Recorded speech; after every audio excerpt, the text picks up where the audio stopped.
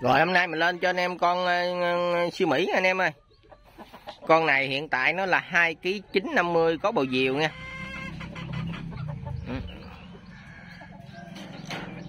Con này giá 1.6 bao ship các tỉnh cho anh em. Anh em nào thấy hợp nhãn thì lô cho mình.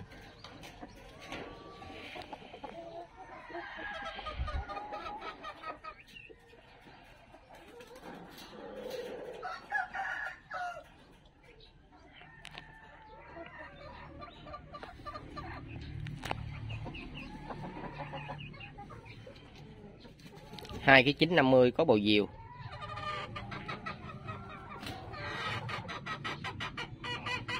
Giá 1.6 bao ship các tỉnh cho anh em. Anh em nào thấy hợp nhãn thì lô cho mình nha.